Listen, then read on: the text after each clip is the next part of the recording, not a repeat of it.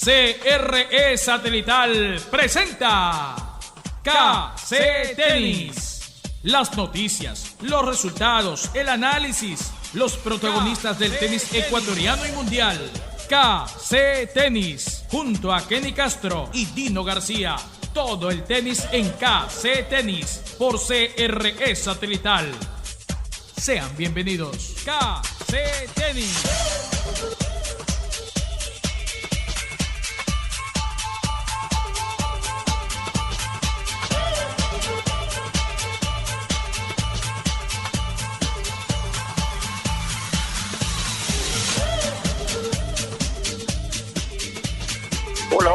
Hola, ¿qué tal? ¿Cómo están? Buenos días a todos los amigos de Radio CRE Satelital, la primera en deportes, este día sábado 18 de julio del 2020. Hace 2 días recordábamos los 20 años del triunfo de Ecuador ante Gran Bretaña en Wimbledon, Copa Davis, un hecho histórico, la verdad, que hoy en la segunda parte del programa vamos a tener a uno de los protagonistas, a Giovanni Lapenti, y recordar un poco lo que fue esa hazaña en la que estuvimos presentes allá en Londres, en Wimbledon, transmitiendo junto a Andrés Mendoza y Héctor Pauta para Radio CRE, Caravana y Atalaya, ese pool de emisoras, y que se cumplieron 20 años. Pero hoy tendremos también un invitado muy especial, la verdad que es un gusto para mí compartir de entrada al micrófono con el pionero, o uno de los pioneros, fue parte de un grupo de directivos entusiastas tenistas en su época y directivos después que trajeron el tenis profesional a Ecuador, ¿no? Por primera vez se jugaron torneos por puntos ATP, fue a partir de 1979, el Grand Prix de Quito, que duró 4 años. Nos referimos al señor Walter Ray, más conocido como Walty Ray, en el mundo tenístico, el mundo deportivo, un directivo de gran trayectoria y, como indicábamos, pionero para que el tenis profesional masculino llegue a Ecuador. Así que a ver si tenemos en línea a Walty, que está en Quito. Nosotros acá en Guayaquil, en Radio CRE Satelital, los saludamos a don Walty. ¿Cómo está? Buenos días. Buenos días, qué gusto estar con ustedes y con su prestigiosa audiencia para conversar de esto que es el deporte de nuestros amores, de nuestra familia, ha estado siempre entre nosotros. Claro que sí, Walty, una familia tenística 100%, ¿no? Sus hermanos con Tommy, sus otros hermanos y su hermana Alicia, que fue hasta incluso medallista bolivariana, destacaron, ¿no? En el tenis en la década usted me corrige, del 50, del 60, por allí, compartiendo con tenistas capitalinos de gran nivel como Vila, como Pinto. Eran momentos del tenis de ustedes allá en la capital, Walty. Así es, gran momento, una época histórica donde mi hermano Tommy llegó a ser campeón de Pichincha entre el 57 y el 63, y mi hermana Alicia fue campeona bolivariana en el 52. Nosotros todos teníamos como obligación de familia ir a jugar tenis y escuchar música clásica. Esas eran las dos cosas que mi padre, como persona muy disciplinada, imponía en la familia y todos debíamos cumplir. Y cuánto le agradecemos, porque por un lado, pues estos dos, Tommy y Alicia, grandes campeones de tenis, y un hermano pianista, Leslie, que vive en París. Él es pianista concertista, pues que fue el que sacó la cara en la familia por el tema de la música clásica. Yo no sé si podemos entrar un poco. Yo quisiera hacer alguna introducción de por qué se hizo el Grand Prix y cuál fue nuestra importante involucración en eso. ¿Cómo le parece? Claro que sí, Walty. Efectivamente, hablamos de la década del 70. Aquí estoy revisando una de las guías de la ATP que, como periodista que yo cubro tenis hace años, tengo, y el ranking de 1978 y 1979 bueno, era liderado por Bjorn Borg y Jimmy Connors, que se disputaban el 1 y el 2 del mundo en esos años. Bueno, y estaban allí después John McEnroe, Vita Gerulaite, Roscoe Tanner, Guillermo Vilas, Arthur Ashe, Harold Salomon, José Higueras, Eddie Gibbs, entre otros jugadores. Esa era la élite del tenis mundial, Volti. Y usted, bueno, pues cuéntenos cómo si se decidieron, cuál fue la razón que los impulsó para organizar ese tremendo torneo que duró por 4 años en Quito y que fue un verdadero lujo para Ecuador. Así es, y esto es histórico. Nosotros éramos, ¿cómo es que se dice? Teníamos dignidades en el Quito Tenis, éramos directores y teníamos diferentes dignidades y estábamos involucradas 3 familias, la familia Guarderas, la familia Barra y la familia Wright.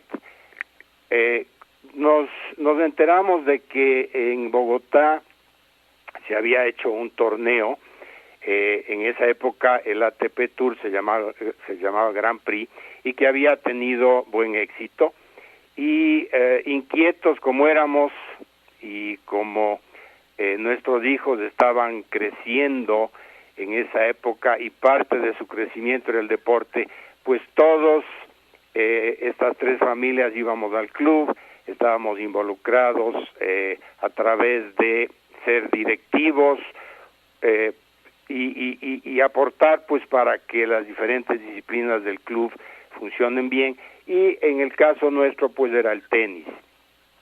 Cuando nos enteramos de esto de Bogotá, coincidió que mi hermano Tommy era el presidente del Quito Tenis y Golf Club, y Rodrigo Guarderas, otro de los miembros de estas 3 familias, era el presidente de la comisión de tenis. Y en una conversación que tuvimos de amigos, así entre cosa y cosa, dijimos, oigan, ¿y por qué no nos lanzamos, igual que Bogotá, a organizar un torneo? No sabíamos en ese momento, pienso yo, la magnitud de lo que estábamos haciendo, pero decidimos hablar con mi hermano Tommy, que viajaba, y fue a Londres y habló con nada más y nada menos del jefe de todo el tema de la ITF, que era el International, que sigue siendo pues la International Tennis Federation, y creo que Tommy le cayó bien. Había alguna coyuntura pues de que nosotros también originalmente somos de por allá, y ese es otro cuento muy largo, pero no viene al caso. Y que entonces David Gray, que en esa época pues como digo era el jefe, y en esa época no es que había así una cantidad tan grande de torneos como llegó a haber después, aunque sí habían, pero en esa época había torneos, pero no era una demanda inmensa como llegó a haber después, porque el tenis, claro, no es que todavía estaba tan difundido. Pero Tommy le cayó bien al señor Gray y pues logró que nos den la sede. Y nos llamó por teléfono y nos dijo, muchachos, ya tengo la autorización, pueden empezar a trabajar en el torneo. Y así fue como empezó el torneo, y claro, nosotros acá empezamos a sufrir porque no sabíamos, como digo, de la magnitud en lo que nos estábamos metiendo. Pues bueno, empezamos a trabajar. Lo primero que se nos ocurrió es ir a Bogotá para sondear cómo lo hicieron ellos, cómo fue que lograron que el torneo tenga éxito. Walti? Perdón, sí. ¿Cuánto tiempo tuvieron? Porque el torneo empezó en noviembre, y ¿desde cuándo empezaron? ¿Con cuántos meses de anticipación empezaron a trabajar a full? A ver, esto debe haber sido seguramente por ahí de febrero o marzo del 79, y la fecha que habíamos conseguido, que era lo que obviamente uno tenía que entrar en el calendario, era para octubre, noviembre de ese año. Entonces tuvimos aproximadamente pues unos 6, 7, 8 meses para poder organizar el torneo.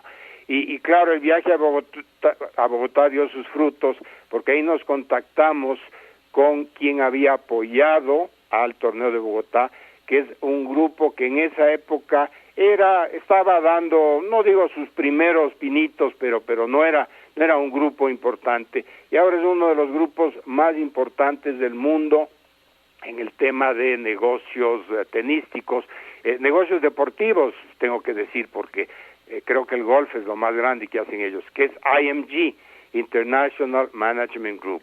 Bueno, ellos vinieron, y no me de olvidar nunca, mandaron un representante, un señor inmenso, debió haber tenido 2 metros, que se llamaba Jim McNamara, con quien hicimos muy buena liga. La verdad es que fue amor a primera vista, como se dice, y nos dieron toda la información. Era un libro donde estaba todo, absolutamente todo lo que había que hacer para hacer un torneo exitoso.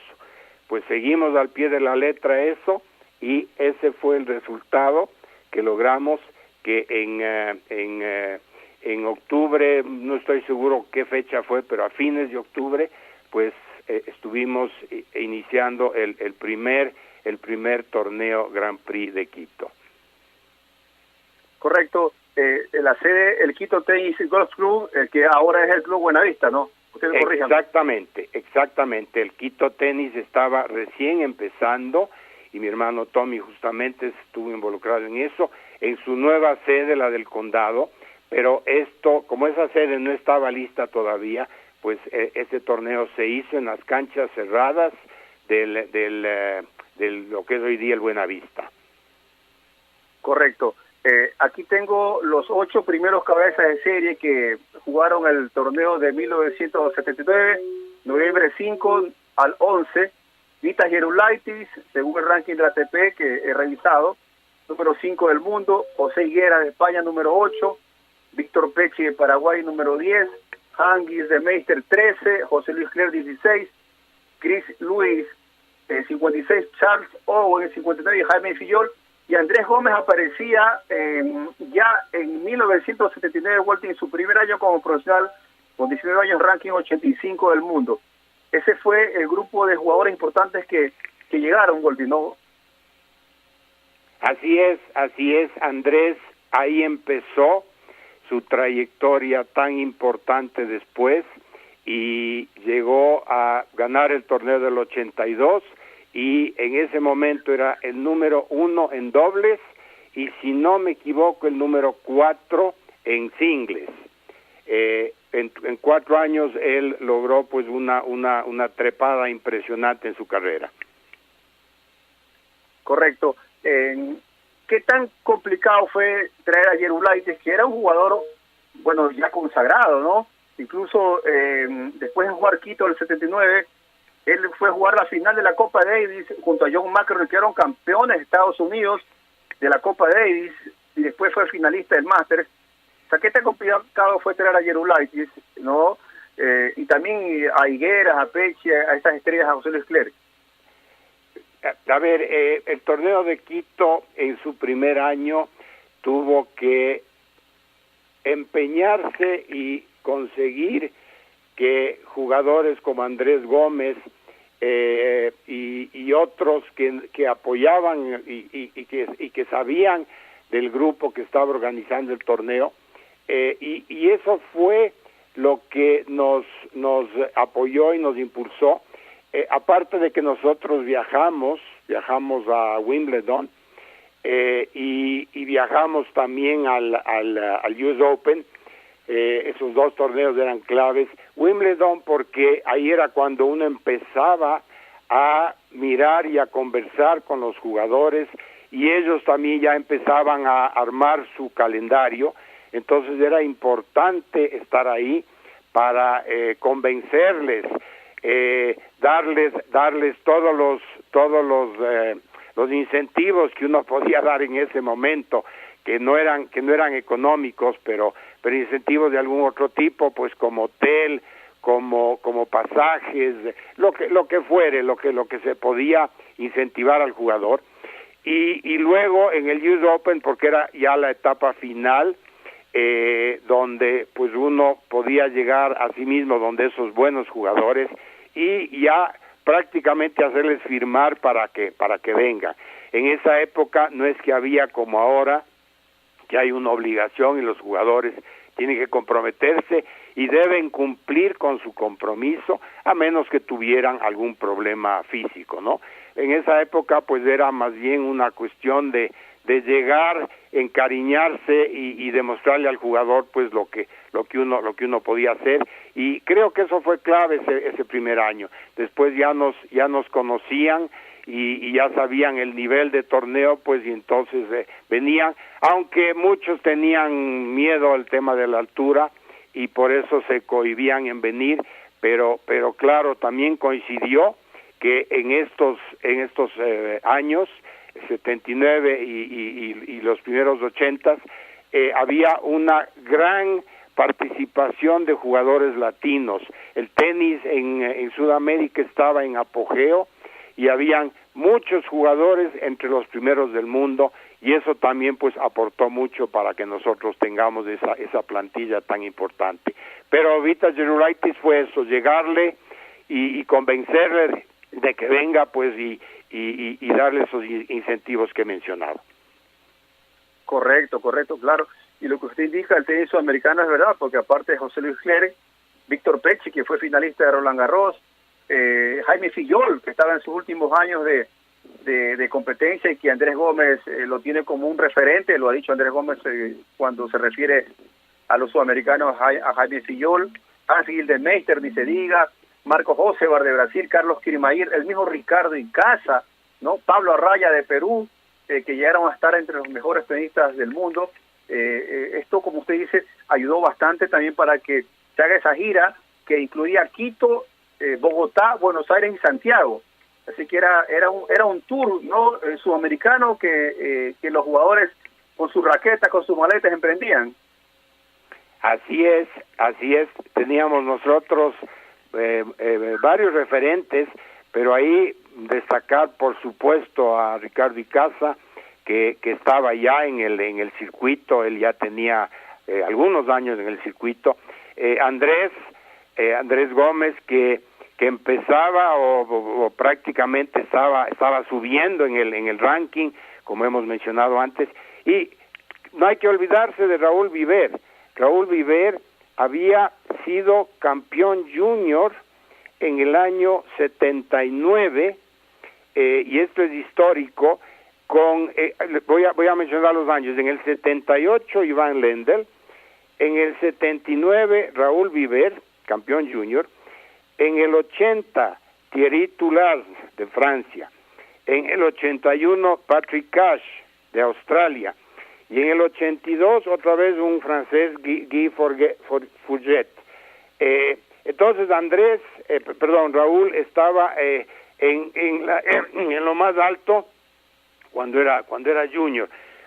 Claro, después al entrar ya al tour grande, pues como que ya encontró que no era tan fácil, ¿no? Que habían tantas figuras que no era tan fácil llegar. El tenis sudamericano tenía una presencia importante. Yo aquí en la lista también que tengo, voy a mencionar algunas personalidades, aparte de las que usted ya mencionó. Estaba Hans Gildenmeister, que era el que hacía doble con Andrés y fueron número 1 del mundo. Estaba un Mario Martínez de Bolivia. En Chile, Jaime Fillol y su hermano, que no me acuerdo de este rato, Álvaro. No lo encuentro aquí en la... ¿Cómo se llamaba? Álvaro Fillol, correcto. Está Pablo Arraya de Perú. Están los colombianos Cortés, Velasco, y había un tercero, creo que era Molina, aunque Molina me Iván parece Molina. que ya se estaba retirando, creo que se estaba retirando ya. Y bueno, hay un Juan Núñez de Chile, hay un Prayú no sé si era chileno o argentino. De Chile, ¿no? Velos Prayú. Velos Prayú, correcto. Es decir, Sudamérica tenía una disposición de jugadores impresionante, y obviamente eso también aportó mucho porque ellos jalaban. Para ellos obviamente venir al torneo sudamericano pues era casi una obligación, y ellos jalaban a otros jugadores pues hacia nuestro torneo. Claro que sí. ¿Qué le parece si escuchamos a Andrés Gómez, que quiere también enviarle un saludo y hablar un poco sobre el Grand Prix de Quito, que él, como indicábamos, lo jugó a los 19 años por primera vez cuando era 85 del mundo, y después 82, como usted decía, lo ganó. Ya estaba 17 del mundo cuando jugó Quito el 82, y ese año había ganado el Master 1000 de Roma, que ahora se lo conoce como Master 1000, ¿no? En su momento el Abierto de Roma, torneo importantísimo, ¿no? Así que Andrés Gómez se une también aquí para este saludo y recordar lo que fueron sus participaciones en el Grand Prix de Quito. Así que, Johnny, si tenemos listo, por favor. Sí, bueno, buenos días, un gran saludo, espero que esté bien, que su familia, sus allegados se encuentren bien en estos momentos difíciles que estamos pasando. Realmente Walter fue parte de un grupo de visionarios del tenis ecuatoriano, y llevaron adelante lo que creo yo fue el torneo de ATP, parte del circuito, primero Colgate Grand Prix, luego Nabisco Grand Prix, el torneo por 4 años donde el Grand Prix de Quito pudo reunir jugadores de 3-4 jugadores del top 10, una cosa que hoy en día pues sería muy pensada, porque siempre hay motivos a hacer gestiones, pero sería bastante complicado llevar adelante. Quito habría la Liga Sudamericana, que comprendían 4 torneos: Quito, Bogotá, República, de Buenos Aires y Santiago de Chile. Con eso se cerraba. Con el paso del tiempo fue cambiando y ingresaron a torneos como Itaparica o me parece que Sao Paulo también luego. Pero este torneo realmente se marcó una época en el tenis ecuatoriano. Yo diría no solo en el tenis, sino en el deporte ecuatoriano. Torneo esta naturaleza era complicado en esos días hacerlo, difícil,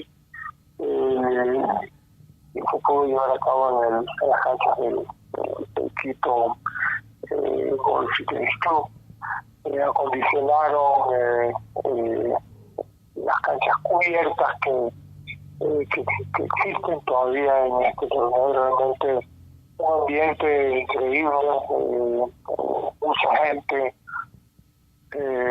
jugadores de primer nivel, de United, Clerc, Pechi, Higuera,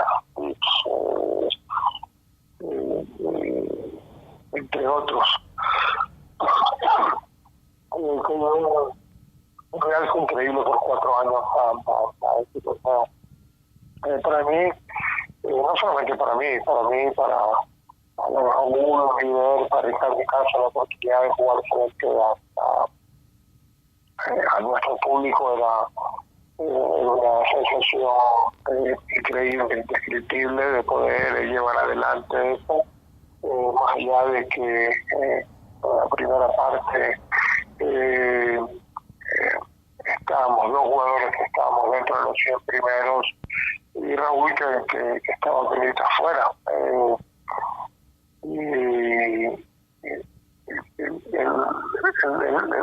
El ambiente que había en el torneo era único. Partidos que comenzaban desde las 10 de la jornada principal, que a partir de las 5 o 6 de la tarde, con 2 partidos más que se jugaban, 2 o 3 partidos más que se jugaban al final, realmente marcó una época, marcó una tendencia y para mí fue un gusto poderme hacer con el torneo el año 82, que fue el último año también en que se realizó este torneo.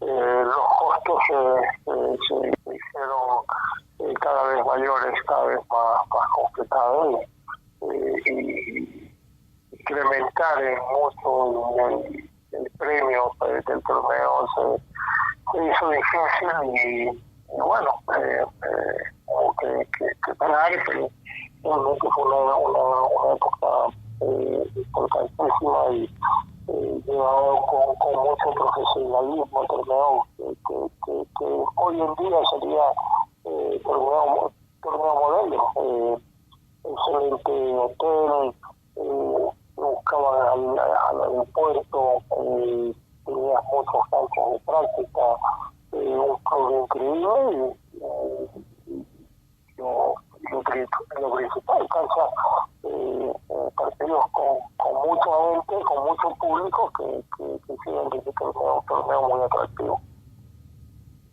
Correcto, Andrés. Finalmente, ¿qué recuerdos tienes del triunfo que tuviste sobre Eurolitis, ¿no? En uno de los primeros grandes triunfos que tuviste allí, ¿no? Y el ambiente de la final que jugaste el 82 con el francés. ¿Qué recuerdos tienes de esos dos partidos?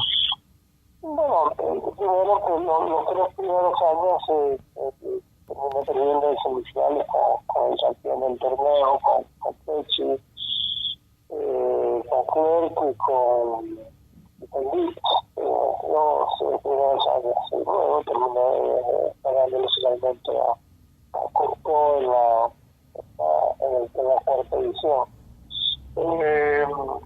Entonces el United fue realmente importante porque me dio a conocer de una manera diferente en el Ecuador como deportista. El United estaba 3 o 4 del mundo en ese momento, y obviamente que estas expectativas que había con respecto a los jugadores que estábamos en el Italia ecuatoriano en ese momento le dio una seriedad diferente, y con ello comenzamos a de alguna manera a formar este gran equipo de Tocadís que tuvimos con Ricardo Casi, con Raúl Rivero. El quinto en ese sentido fue fundamental, un poco como digo, la visión de Walter, de Tommy, de Rodrigo, que nos acompañaban en esta tarea. Se dieron muchas cosas que se comenzaron a dar, y después la apertura y el inicio del gran momento del tenis profesional en el Ecuador. Correcto, y escuchamos a Andrés Gómez. Volti, ¿qué le parece esas palabras de hace 40 años, una de las figuras del Gran Prix de Quito, Andrés Gómez? Volti. A ver, me he quedado, ¿cuál es la palabra apropiada? Muy agradecido, sorprendido de que Andrés, después de 40 años, tenga tantos buenos recuerdos de algo que pienso yo fue grandioso para el deporte en el país, y él fue uno de los protagonistas, porque la verdad es que cuando nosotros vendíamos las entradas, porque teníamos que apoyar la financiación del torneo vendiendo entradas, y que se vendían a un precio muy, muy razonable. En esa época todavía en sucres, en sucres... Sí, sucres, claro que sí. Sí, correcto. En sucres, no, es que estoy pensando por qué se terminó el torneo. Sí, y eso por la devaluación, me imagino. Ya iba a preguntar eso más adelante. No fue la dolarización, sino la devaluación. Así es. Que sucedió pues cuando Osvaldo Hurtado estaba en la presidencia. Pero bueno, volviendo a lo de Andrés, Muy grato haber escuchado sus comentarios, y la verdad es que lo que decía yo, que él fue uno de los protagonistas importantes del torneo, cuando los revendedores, porque había revendedores como en todos los eventos importantes en el mundo, compraban las entradas, pedían a Dios que uno de los ecuatorianos, y en este caso Andrés Gómez, llegue por lo menos a la semifinal o a la final, porque las entradas se vendían mucho mejor. Esa es la verdad. Siempre queremos que uno de nuestro grupo, digamos un ecuatoriano, esté en las últimas instancias, y eso tenía que ver con las entradas. Y quiero mencionar también algo, saliéndome ya del tema de Andrés. Gracias Andrés, si estás escuchando, por todos esos comentarios que tú has hecho. Muchas gracias. Somos buenos amigos y no nos vemos últimamente, pues él está en Guayaquil, nosotros en Quito, pero es un buen amigo. Quería mencionar que, a propósito de entradas, nosotros teníamos una capacidad de más o menos unas 3,000 o 4,000 personas que tenían que apetrujarse, se dice apetrujarse, en los graderíos, porque esos graderíos eran una plaza de toros de esas que van de pueblo en pueblo, y que en esa época estaba todavía bastante buena, bastante nueva. Ahora me imagino que ya estará destruida, pero en esa época era bastante buena, y la incrustábamos dentro de las 4 canchas cerradas de lo que en esa época era el Quito Tenis, y teníamos que lograr que la gran afluencia de público pudiera caber en esas gradas.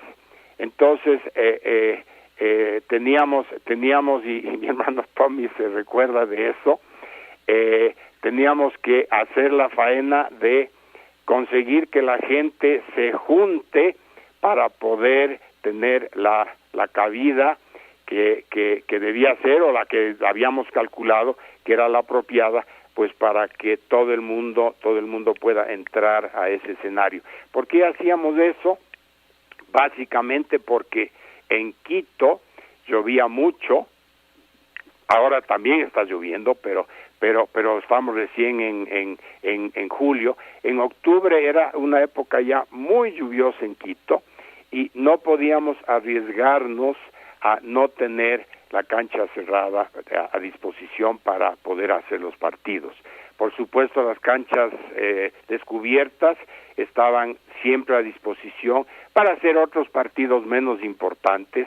Me acuerdo que todos los dobles se jugaban afuera, y por supuesto todos los partidos que había que hacer, que no eran los estelares.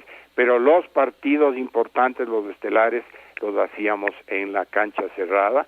Y como digo, teníamos que lograr que la mayor cantidad de aficionados pueda entrar en esa plaza de toros incrustada en las canchas cerradas, que tenía una cabida de 3,000, 4,000 personas. Eso es algo histórico también. Increíble. Pues que creo que fue una de las formas que podíamos o que logramos para poder tener un escenario que sea pues apto y confortable. Ahora, claro, y después ya han venido graderíos de otro tipo que pues se instalan en las canchas. Yo mismo en algún torneo que hice posteriormente pues las usé, pero en esa época esa era la solución. Correcto. Increíbles historias, anécdotas, aquí conversando con el señor Walty Wright, uno de los pioneros de traer el tenis profesional a Ecuador. Si usted me permite, Walty, me toca hacer una pausa breve, pausa comercial, y después regresamos para seguir conversando sobre este hecho tan bonito, tan lleno de historias, Walty. Encantado, adelante. Ya, correcto. Vamos a hacer la pausa, Johnny, que está en estudios, aquí en Casa de Tenis por Radio CRE Satelital. Gracias a Surtax ponemos el mundo en sus manos, y Banco del Pacífico, tu banco, siempre apoyando al deporte, al tenis ecuatoriano. Doyori. La pausa, regresamos enseguida con nuestro invitado aquí en KC Tenis.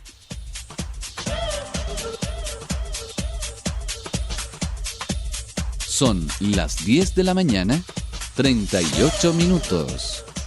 Espacio publicitario inicia ahora.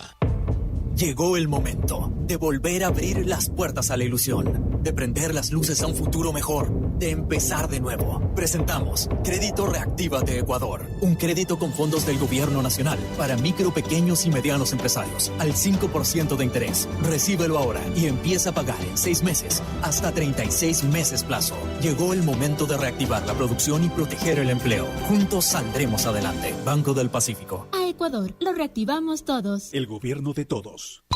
Espacio publicitario finaliza ahora. Guayaquil celebra 485 años de fundación este 25 de julio. CRE Satelital saluda a la hermosa perla del Pacífico en este su mes de aniversario. ¡Viva Guayaquil! En un pequeño cerro comenzó la historia de una ciudad que para mí es la más hermosa. CRE Satelital.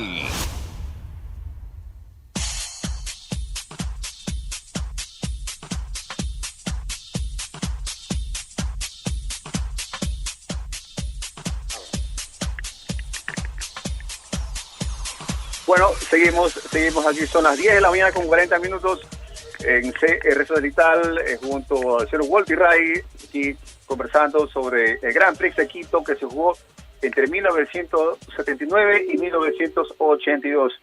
Y hablamos un poco del público, ¿no? De la afición tremenda, ¿no? Ayudó también que Ricardo Alcázar fue campeón en dobles, siendo protagonista también en varios años, y Andrés Gómez 3 veces semifinalista y una vez campeón, ¿no? Con entradas que se revendían. ¿Cómo era la prensa? ¿Cómo era la cobertura de la prensa? ¿Se transmitió por televisión? ¿Iban los canales a ver, los periódicos, el Comercio, el Hoy, qué sé yo, Última Noticia, el Universo, las radios? ¿Cómo era el tema de prensa, no, en esos 4 años? ¿Qué recuerda, Walter? Qué bueno que trajo esa colación, Kenny, porque la verdad es que la prensa nos amaba. No lo puedo describir de otra manera. Tuvimos todo el apoyo de la prensa deportiva. Tanto es así que uno de esos años, no me acuerdo si fue el 81 o el 82 mismo, no, yo creo que fue el 81, me nombraron, ¿cómo es que se llama eso que nombran los periodistas deportivos? El mejor dirigente, me parece que era. Ya. El mejor dirigente profesional, creo que era el tema. Por haber realizado el torneo. Como yo era la cabeza visible y yo era el que daba la cara, pues yo tengo tantos recuerdos de tantas personas.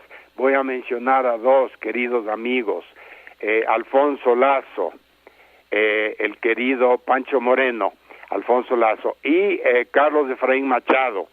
Ellos vibraban el Grand Prix.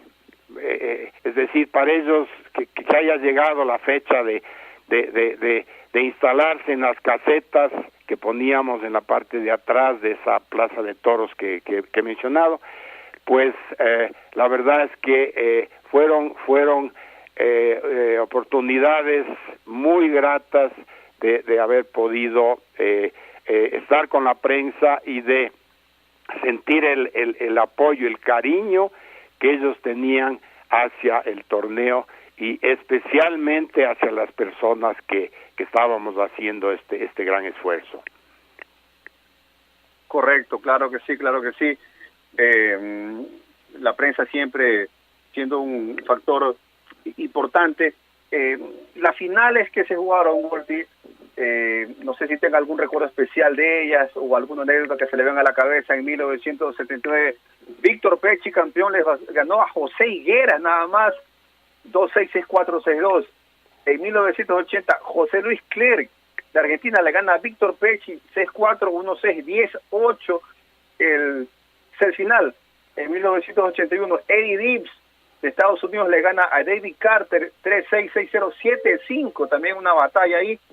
Y en 1982, la última final, Andrés Gómez de Ecuador, me imagino con un estadio a reventar hasta las banderas, le gana al francés Louis Courtois 6-3, 6-4. 4 finales. ¿Qué recuerdo tienes de esas 4 finales? ¿Alguna anécdota? ¿O qué es lo que se le viene a la mente de Volpi? 4 finales con lleno hasta la bandera, es la verdad, a propósito de Plaza de Toros. Finales memorables con grandes jugadores.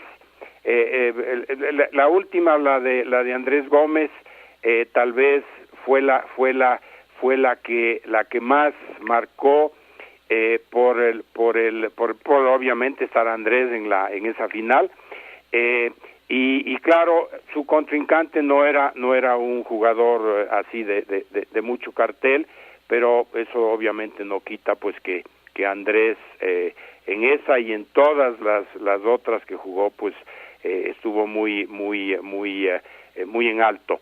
Tengo una anécdota simpática sobre la segunda final entre Clerc y Pecci, y es que nosotros organizábamos algunas cosas para atraer a los jugadores, y una de esas era que los llevábamos a la discoteca de moda. Usted sabe que jóvenes tenistas entre los 16, 17 y los 21 años, jóvenes tenistas que querían divertirse, y entonces uno de los atractivos era llevarles a la discoteca, y en ese año, el año 80, la discoteca que estaba de moda era el Bocú. Pues llevamos a los jugadores al Bocú, se hizo toda un montaje, una invitación, y entre esos pues obviamente no se quiso perder José Luis Clerc. Él participó en esa ocasión, y él tenía que jugar la final al día siguiente, pero como conocíamos de sus condiciones y sobre todo su juventud, pues no tuvimos ningún cuidado, ningún empacho en dejar que su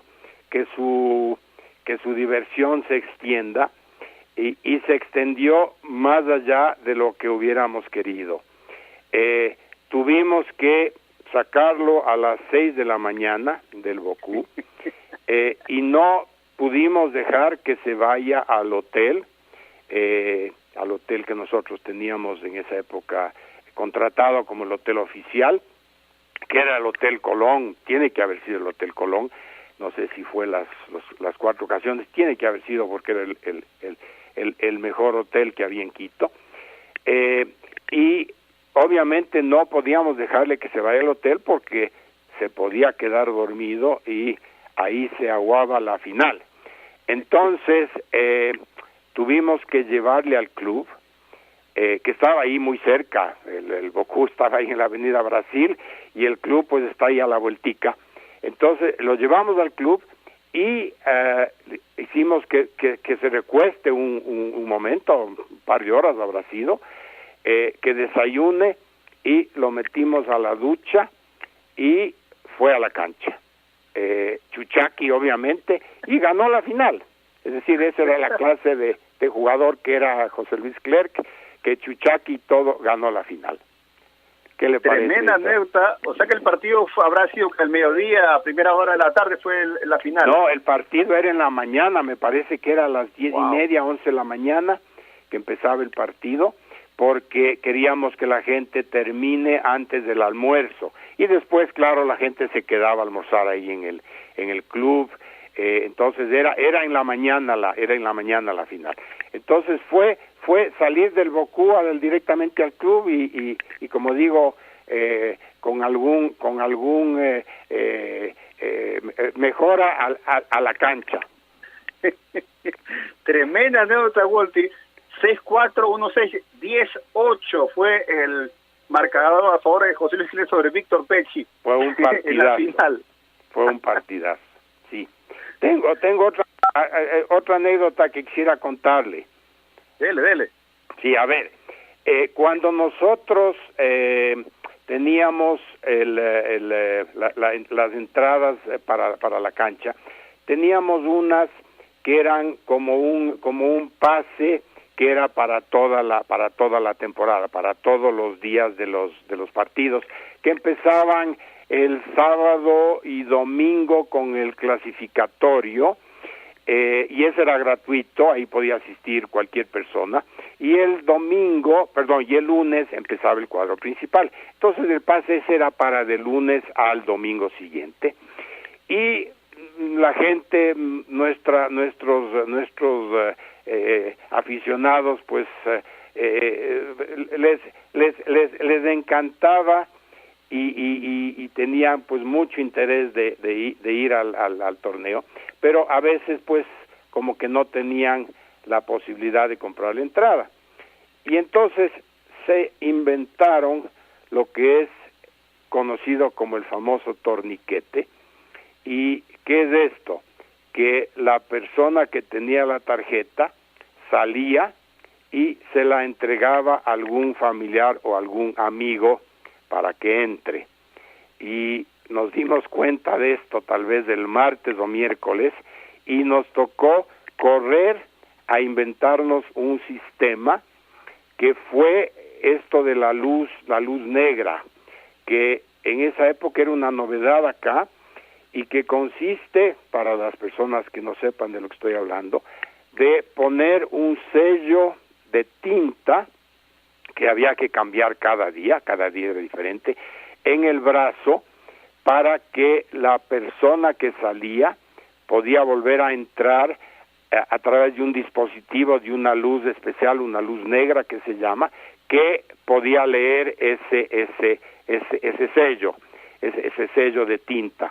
Obviamente el brazo sí ya no podían cambiarse entre una persona y otra, y entonces así logramos detener ese famoso torniquete, porque empezamos a notar que no se vendían entradas y dijimos, ¿qué pasa? Son partidazos, ¿por qué no se venden entradas? Y ahí es que descubrimos esto del torniquete. Qué increíble la viveza criolla. Sí, son genios, la verdad. Bueno, Walti, tanto entusiasmo, tanto trabajo, tantas anécdotas, y vino, como usted decía ya, el gobierno de Osvaldo Hurtado ante el fallecimiento de Jaime Roldós en 1981, la devaluación, ¿no? Y el Sucre, obviamente, se fue por los suelos. Cuéntenos, ¿esa fue la causa ya de parar en 1982? Definitivamente esa fue la causa. Nosotros hicimos todo el esfuerzo por conseguir auspicios, inclusive en ese momento fuimos al gobierno, porque antes no lo habíamos hecho, habíamos podido financiarlo solo con empresa privada, pero fuimos al gobierno y tratamos de conseguir que se logre rescatar el torneo a través de esos auspicios. Hay que decir que en esa época el tenis todavía seguía siendo un deporte de élite. No quiero decir que ahora sigue siendo, yo creo que sí se ha popularizado y ahora el tenis ya es mucho más popular, llega a mucho más gente, pero en esa época todavía era un deporte de élite, y entonces era difícil vender la idea de que pues se apoye. Me refiero ya a través del sector público a un torneo de tenis. Entonces tuvimos que dejarlo porque el análisis era el siguiente.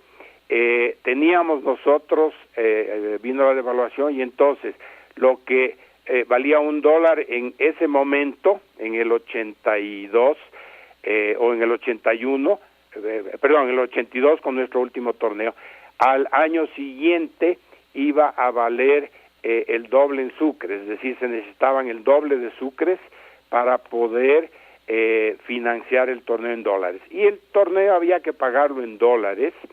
El premio era $75,000, y inclusive ya los organismos internacionales nos habían amenazado de que ya el quinto torneo tal vez lo podíamos hacer con ese mismo valor, pero que ya teníamos que subir, me parece que se hablaba de $125,000. Entonces, $125,000 al doble de sucres era un montón de plata. Entonces no hubo manera de poderlo mantener. Y aquí tengo justamente un fax. Tengo un fax y tengo unos documentos que extraje de la revista del Volvo Masters, porque yo seguí yendo a Nueva York, al Madison Square Garden, a verlo a Andrés Gómez, era pues lo que más quería, y me acuerdo un partido memorable con Iván Lendl, no estoy seguro si fue en ese 83 o tal vez en el 84, yo creo que fui al Volvo Masters hasta el 85, si bien recuerdo, pero ese es del 83, que nosotros escribimos un telex. En esa época no había fax, no hablemos de computadoras, de lo que tenemos ahora, que está dirigido al señor Marshall Harper III, que era el director o el presidente del tema del ATP, no ITF, pero el que organizaba el torneo, que me parece que era la ATP en ese tiempo, ya era la ATP. Y en esa fecha, en el 1 de noviembre del 83, se le manda un fax diciendo que lamentamos tener que suspender el torneo, que habíamos logrado que se programe para febrero del 84. Ellos también hicieron una reestructuración del calendario y pusieron, creo que por pedido de Camilletti, que era el que hacía los torneos de Buenos Aires y Santiago, él me parece que había pedido que se reprograme para febrero, que entiendo que era alguna época de vacaciones por allá y por eso hacían el torneo en esa época, y entonces la ATP reprogramó el torneo para esa fecha. Entonces ahí nosotros mandamos ya, es de la última instancia, en noviembre, 3 meses antes, diciendo que lamentamos tener que suspender el torneo. En otras notas, el Volvo Masters del 83, Andrés Gómez está en 8º lugar, había jugado 21 torneos y había ganado $55,000.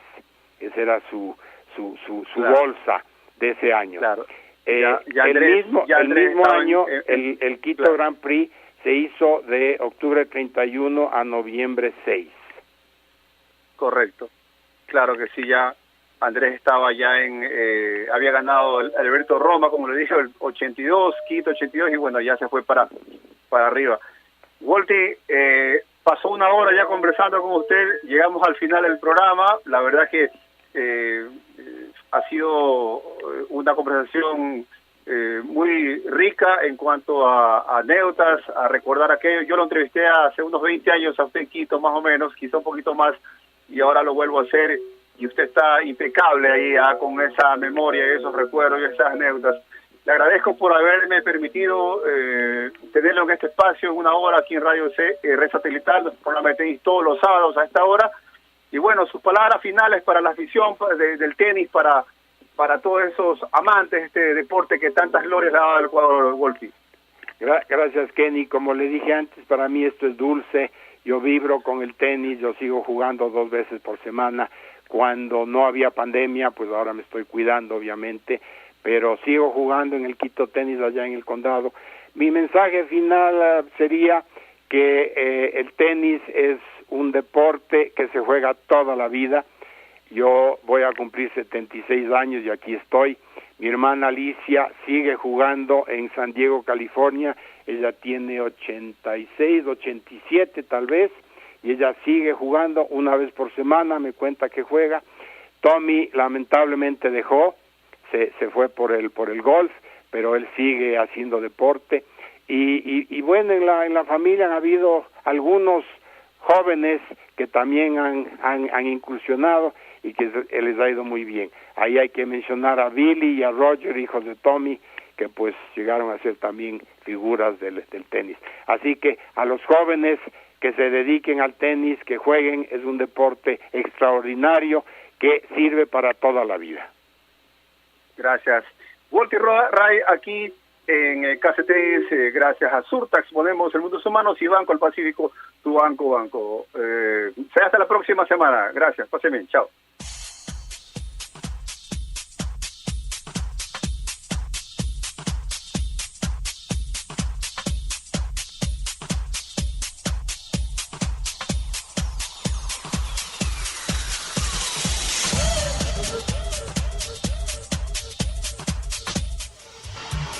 CRE Satelital presentó KC Tenis. Los invitamos a que nos acompañen la próxima semana a seguir con las emociones del tenis ecuatoriano y mundial.